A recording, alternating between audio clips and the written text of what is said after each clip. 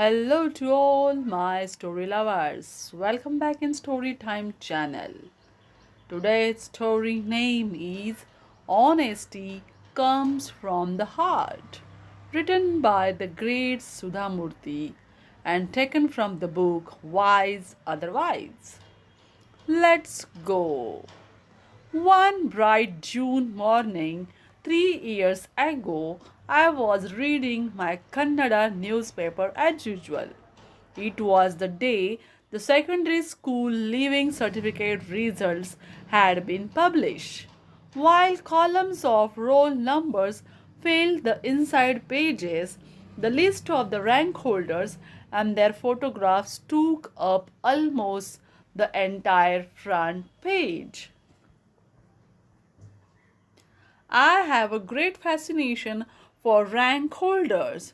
Rank is not merely an index of one's intelligence, it also indicates the hard work and the perseverance that students have put in to reach their goal. My background: I was brought up in a professor's family, and my own experience as a teacher have led me to believe this. Of all the photographs in that morning newspaper, one boy's snapshot caught my attention. I could not take my eyes off him. He was frail and pale, but there was an enduring sparkle in his eyes. I wanted to know more about him. I read that his name was Hanuman Thappa and that he had secured the eighth rank. That was all the information I could gather. The next day, to my surprise, his photograph was published again, this time with an interview. With growing interest, I learned that Hanumanthappa was a coolie's son and the oldest of five children. They belonged to a tribal group. He was unable to study further.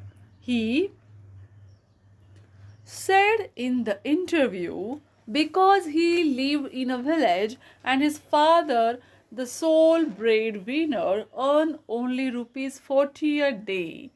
I felt sorry for this bright boy. Most of us sent our children to tuitions and to coaching classes. We buy them reference books and guides and provide the best possible facilities for them without considering the cost. But it was different for Hanumantappa of the Rampura. He had excelled in spite of being denied some of basic necessities of life. While I was thinking about him, the newspaper still in my hands, I gazed at a mango tree in my neighbor's compound.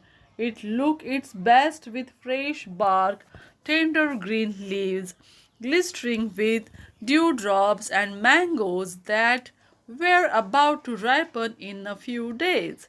Beyond the tree was a small potted plant that I noticed had remained almost the same ever since it had been potted. It was a calm morning. The air was cool and fresh. My thoughts were running free. The continuous whistle of our pressure cooker broke the silence, reminding me that half an hour had passed. Hanumantappa's postal address was provided in the interview.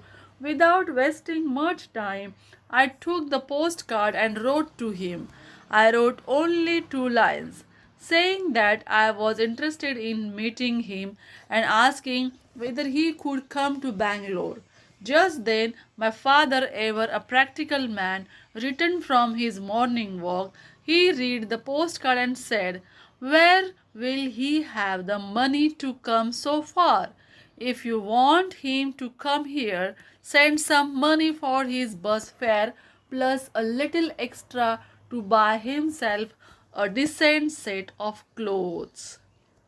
So I added third line to say that I would pay for his travel and some clothes.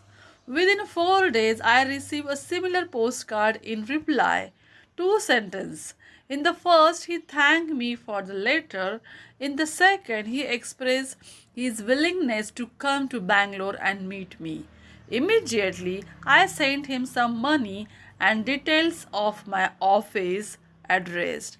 When he finally arrived in our office, he looked like a frightened calf that had lost its way. It must have been his first trip to Bangalore. He was humble. He wore a clean shirt and trousers, and his hair was neatly parted and combed. The sparkle in his eyes was still there. I got straight to the point. We are happy about your academic performance. Do you want to study further? We would like to sponsor you. This means we will pay your fees for any course of study you wish to take up, wherever it may be. He did not answer. My senior colleague, who was in the office with me, interrupted with a smile. Don't go at the speed of bites and bites. Let the boy understand what you are suggesting. He can give us his answer at the end of the day. When Hanumantappa was ready to return home, he said in low and steady tone, Madam, I want to pursue my studies at the Teachers Training College in Bellary. That is the one nearest to my village. I agreed instantly but spoke to him a little more to find out whether there was any other course he preferred. I was trying to make it clear to him that we would pay the fees for any course he might choose. The boy, however, seemed to know exactly what he wanted. How much money should I send you per month? Does the college have hostel facility? I asked.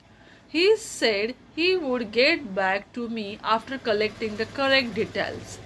2 days later, he wrote us in his beautiful handwriting that he would require approximately rupees 300 per month. He planned to take a room on rent and share it with friends. The two boys would cook for themselves in order to keep their expenses down. I sent him rupees 1800 to cover his expenses for 6 months.